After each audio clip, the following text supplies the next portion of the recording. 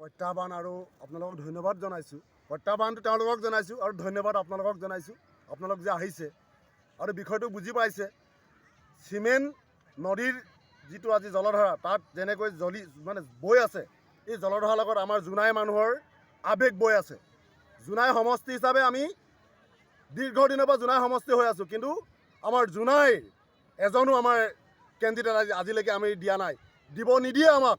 কোনোবা এজন উঠিব বিচাৰিলেও তেওঁক প্ৰতাৰণা কৰে, প্ৰতিবাদ কৰে।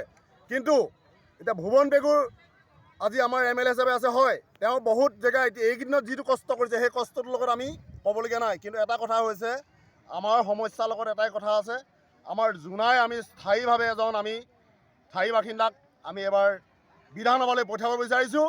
তাৰ কাৰণে আমি ৰাইজ একত্ৰিত হৈছোঁ আৰু আমি জনজাগৰণত যোগদান কৰি ৰাইজক সবলভাৱে আগবঢ়াই নিবৰ কাৰণে আমি আগবাঢ়িছোঁ।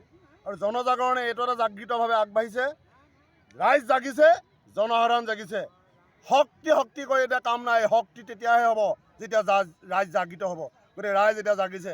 আজি এতিয়া ক'বলৈ সুখী হৈছে আৰু দুখী।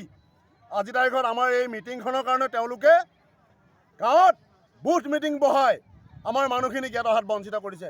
তেওঁলোকে ইমান নিকৃষ্ট ৰাজনীতি কৰিছে, অৰুণোদয়ক লৈ ৰাজনীতি, ঘৰ জীয়তক লৈ ৰাজনীতি।